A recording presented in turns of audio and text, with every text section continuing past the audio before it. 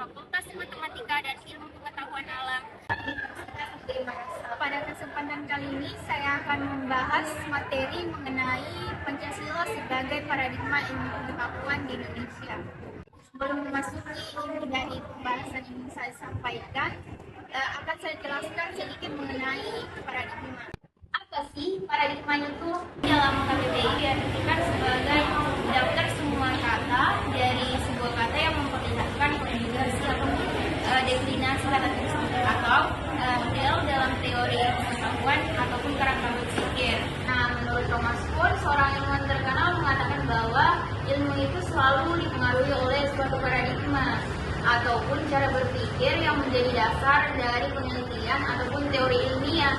Jadi paradigma ini yang menentukan apa yang harus kita pelajari, bagaimana kita menyelesaikan masalah, dan aturan-aturan apa yang digunakan dalam ilmu pengetahuan. Lalu, bagaimana dengan Pancasila? Nah, Pancasila bisa kita lihat sebagai paradigma dalam perkembangan ilmu pengetahuan di Indonesia. Pancasila tidak hanya sebagai dasar negara atau pedoman dalam hidup berbangsa ataupun bernegara, tetapi juga sebagai panduan dalam perkembangan ilmu pengetahuan. Seperti menurut Pipin Hanafiah pada tahun 2001, Pancasila diterapkan dalam berbagai aspek kehidupan. Yang pertama itu hak asasi manusia, biasa kita singkat dengan HAM. Yang kedua ekonomi, dan yang ketiga sosial politik. Keempat kebudayaan bangsa, dan yang kelima pertahanan. Intinya Pancasila memastikan bahwa ilmu pengetahuan yang berkembang di Indonesia itu tidak hanya canggih dari segi teknologi, tapi juga harus berlandaskan pada nilai-nilai moral, keadilan, dan kemanusiaan. Pancasila sebagai paradigma dapat tiga aspek di dalamnya. Yang pertama itu aspek ontologis, yang kedua itu epistemologi, dan yang ketiga aksiologis. Akan saya jelaskan di video berikutnya.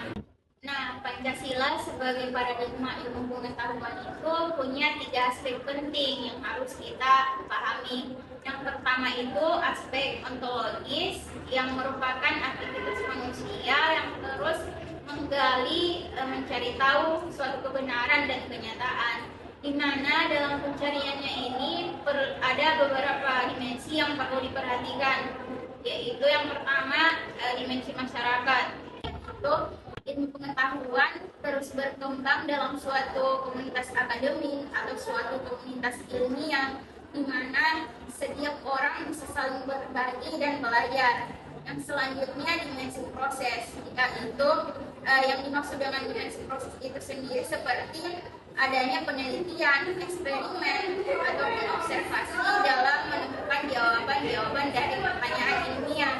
Nah, dari proses ini menghasilkan suatu produk. Produknya sendiri bisa berupa karya ilmiah yang berwujud fisik seperti teknologi, dan yang berwujud non-fisik ini bisa berupa teori ataupun konsep-konsep baru.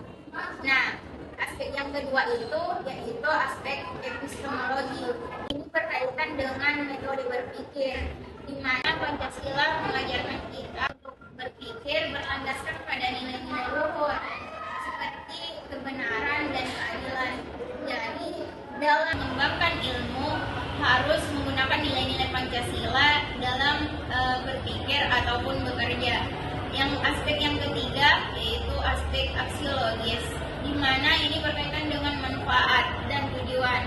Artinya ilmu pengetahuan itu harus bermanfaat bagi masyarakat, bangsa, dan negara.